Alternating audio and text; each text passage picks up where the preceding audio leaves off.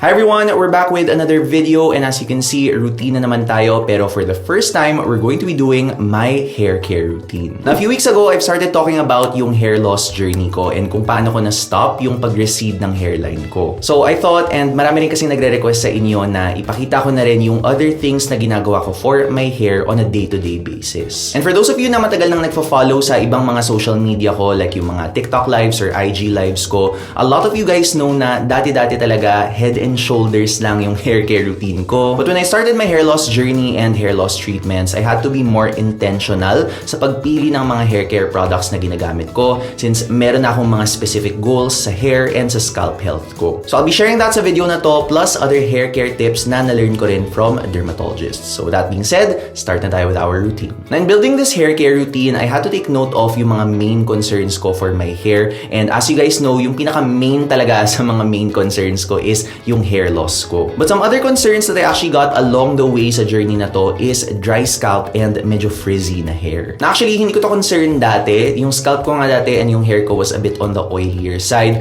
But because of some products and treatments that my dermatologist prescribed to me, medyo yung side effects kasi ng iba sa kanila is a bit of dryness both sa hair and sa scalp. So take note nyo lang yung mga concerns na to and if may take kayong any tips sa video na to, adjust it accordingly based doon sa hair and sa scalp ninyo. Na mainly para sa hair loss ko, you guys already know na meron na akong tinatake na medications for that which are finasteride and minoxidil. Na actually, hindi ko pa sila tinatake so dinala ko na rin sila sa video shoot na to and as you can see, ito silang dalawa. Tinanggal ko na kasi sila doon sa case nila but this is the finasteride, yung buo. And ito namang hati is yung minoxidil. Actually, ito kasi is nakukuha ko lang siya in bigger doses and yung dose na pinescribe sa akin ng dermatologist ko is medyo mas maliit. So, hinahati ko na lang siya. Actually, bumili ako nung parang pill cutter dun sa Lazada and sa Shopee. As in, nilalagay mo lang siya dun sa case, tas isasara mo lang siya, tas may hiwa na siya. But as you guys know, ito talaga yung heart and soul ng hair loss journey ko or ng mga hair loss treatments ko rather. Kasi ito yung main na nagtatackle talaga ng hair loss concerns ko. So if yun yung issue mo, I did make a video on this already, yung first ever video ko about my receding hairline or just talking about hair in general. So ililink ko na lang siya dito sa I button if you want more information on these two hair loss medications. But anyway, meron na akong mug. Iinumin ko lang yung dalawang products na to. And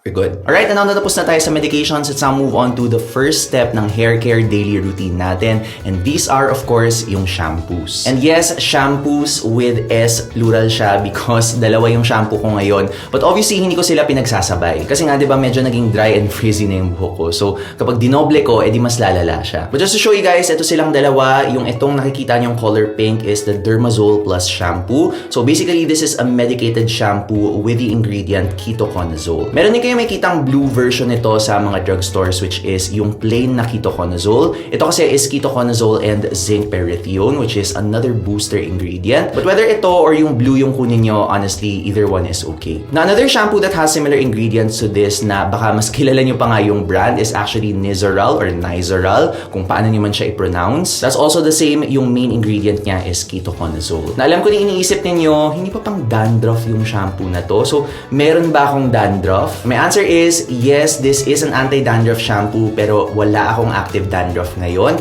My dermatologist actually prescribed this to me para sa hair loss ko. And interestingly, sa kanya ko nalaman na yung ketoconazole also has very small studies suggesting na nakakatulong siya sa hair density or yung pagpapakapal ng hair. As in, yung hair follicle natin, napapalaki niya daw. Aside from that, there also have been some studies showing that it's possible na binablock din ng ketoconazole yung pagpunta sa scalp natin nung hormone na nagkakos ng hair loss, again better known as DHT. And just in general, may anti-inflammatory and antifungal properties din kasi ang ketoconazole shampoos. So good talaga siya for our general scalp health to prevent any complications kasi inflammation and yung mga fungal infections, they can make things worse or more complicated sa hair natin or sa scalp natin kapag nangyari sila. However, before you start considering ketoconazole, it is something very important to take note of, especially sabi rin to ng dermatologist ko. Yung study sa ketoconazole for hair loss are actually more just small studies. Pero nirecommend niya to sa akin because no harm naman daw in including it in my routine, especially since safe to use naman in general ang ketoconazole. As long as hindi ito yung parang main na nire-rely on mo or yung parang main treatment mo to prevent hair loss,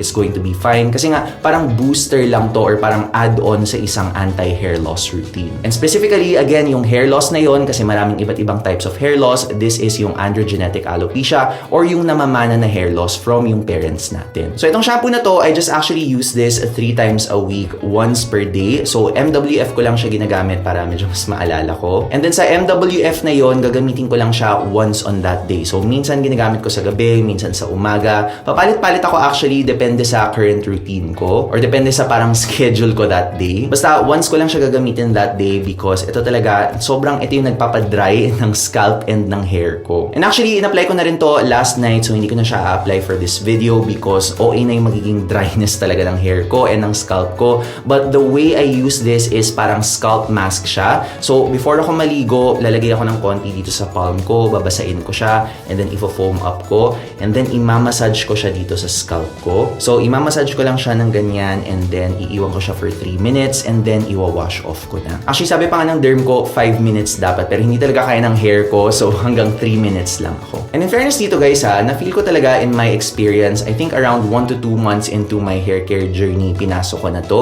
And as of now, parang na-feel ko talaga na medyo kumapal ng konting-konti yung hair ko. Of course, taking this alongside with yung medications na ginagamit ko, na-feel ko talaga na na-boost niya yung pagpapakapal ng hair ko, pero nga, medyo nagda-dry talaga siya. And that's why for the rest of the week, ang gamit ko na daily shampoo is actually another shampoo, which is this one. So this is from the brand Lux Organics. Yes, meron din silang hair care and it's their Dandruff Control Silky Smooth Daily Shampoo. Pero wait lang, ang OA na ng pawis ko, so magpupunas muna ako ng mukha because grabe, nakita nyo, sobrang basang-basa na yung mukha ko. Ang lala ng summer ngayon guys, as in, lahat ng mga videos ko na sinushoot ko dito, grabe talaga yung pawis ko. Ayan, magpunas muna tayo. Gusto niyo hindi pa ako nagsha-shampoo pero basa na yung buhok ko. Now, yes, this is still anti-dandruff pero medyo mas gentle to and mas okay siya for daily use. Actually, ito guys, imagine nyo parang head and shoulders siya na medyo less drying sa hair and sa scalp. Similar kasi sa shampoo natin kanina, this also does have zinc pyrithione but it does have 1% of it. And yung zinc pyrithione kasi, it also does have some very small studies na possible DHT blocker siya to help with hair loss. Again, very small studies lang to and hindi ito main treatment for hair loss. Hindi dapat kayo nagde-depend dito to treat your hair loss, but it might help kung nagtitake na kayo nung mga hair loss medications like finasteride and minoxidil for yung hair loss na namana ninyo. And again, sabi ng derm ko, safe naman gamitin ito, wala namang harm na makukos, so in-include ko na siya. Aside from that, this also does have a relatively more gentle na blend of cleansing agents. Yung ibang mga anti-dandruff shampoo kasi, ang gamit nila is yung mga sodium lauryl sulfate or SLS or yung ammonium lauryl sulfate, which is pwede naman if kaya ng hair mo but it's a bit drying kung dry na yung hair mo to begin with. Ito kasi ang meron niya is sodium laureth sulfate or SLES, which is the gentler version. Plus, na-mix in pa sa formulation niya yung cocamidopropylbetaine, cocamide MEA, and sodium lauryl glutamate to make for a gentler cleanse. But anyway, ito yung gagamitin natin for this video. Magpapump lang ako ng isa on my hand and babasain ko lang to. Alright, so as you can see, mabulang-mabula na siya. So let's apply this to my hair. Alright, so I'm applying the shampoo now onto my wet hair. Actually, bumubula to pero ang bilis mawala ng bula niya. But anyway, something that I learned from my derm na gusto kong i-share with you guys is dapat pala yung shampoo is sa scalp lang dapat or sa scalp mo mainly ilalagay siya.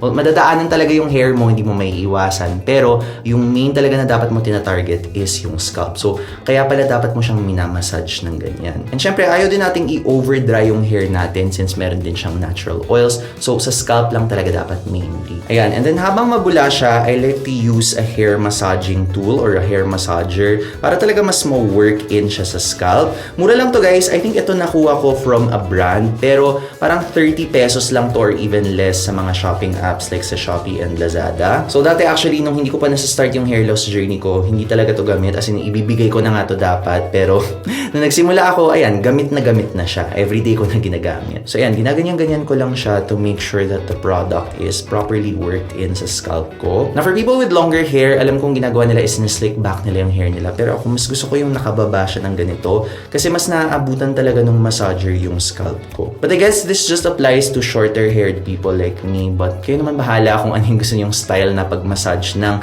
scalp ninyo, that's fine as long as the product reaches your scalp. But anyway, parang okay na to and nakakaloka. Ang gulo ng buhok ko ngayon. But I'm just gonna wash this off and then I'll get back to you in a little bit. Alright, so we're back and winash off ko na yung shampoo sa hair ko pero hindi pa siya completely dry. Squeeze out ko lang yung water. That's because we're setting it up for the next step and kapag syempre squeeze out yung water sa hair, I'm sure memorize yun na yun, instructions yun ng conditioner. Now again guys, dati talaga hindi ako nagko-conditioner as in shampoo lang ako and then okay na ako. Pero ever since na medyo nag-dry talaga yung hair ko after using ketoconazole consistently, kinailangan na talaga siya. Kung hindi kasi, sobrang magmumukhang frizzy siya and medyo dry in general. And ako lang natatakot ako na medyo mag-break yung hair ko. So this is why I do this step. And since yung routine ko sa shower, especially kapag nagkiketoconazole ako every MWF, parang 3 minutes na yon. As in, 3 minutes na nag-aantay ako, wala akong ginagawa. Ayoko pang tumagal lalo yung shower session ko. So for my conditioner, I just use the quickest one to work, yung wala masyadong wait time. And actually, ito yung gamit ko, very standard. This is the Dove Ceramide Intense Repair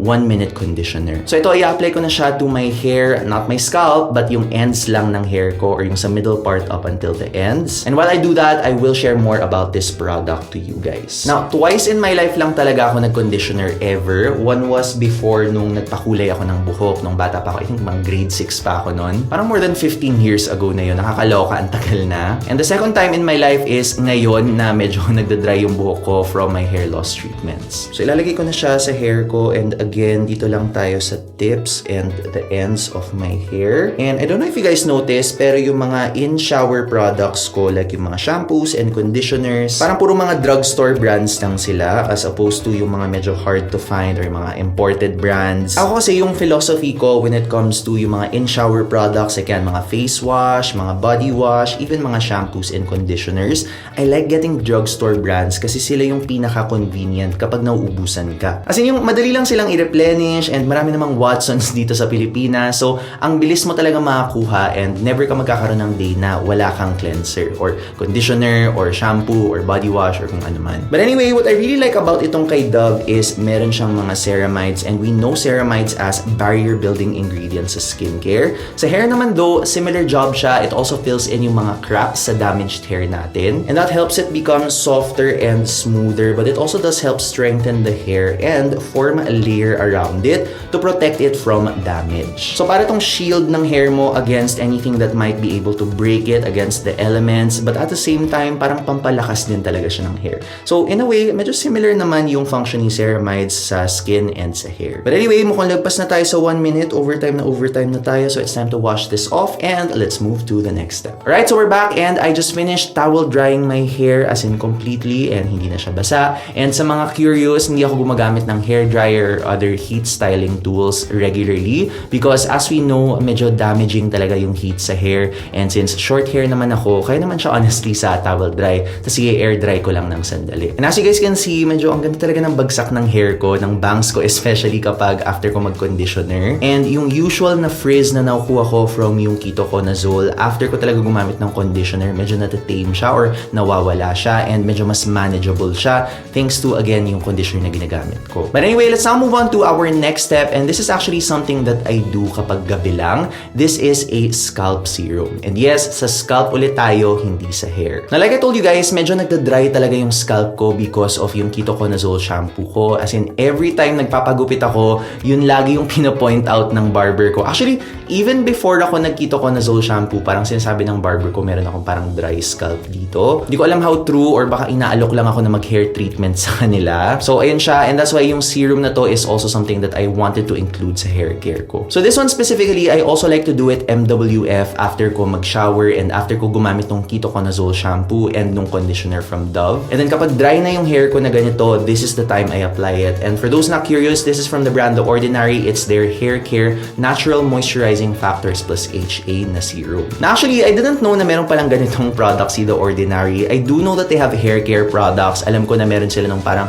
multi-peptide density serum. Pero, hindi ko alam na meron silang natural moisturizing factors na serum for the scalp. And I actually found this thanks to Dr. Dre, again, a board-certified dermatologist na fina-follow ko rin dito sa YouTube. She did mention na nakakatulong to keep a well-moisturized scalp thanks to ingredients like squalane, sodium lactate, and even lactic acid and urea. All very good hydrating ingredients and even mga amino acids meron sa formulation na to pero marami sila. So perfect na perfect to add hydration back to your scalp. And what I usually do with this product is kukuha lang ako ng dropper, maybe like a half dropper full of product. And ang ginagawa ko dito kasi medyo malabnaw yung product na to, as in medyo makalat talaga siya. Nilagay ko na siya sa kamay ko before and then parang nagdadrip talaga siya ng buong buo. So what I do now para hindi sayang yung product is I just dispense it directly sa scalp ko. So medyo ilalagay ko siya dito sa taas because malabnaw siya. As in mabilis talaga siyang kumalat.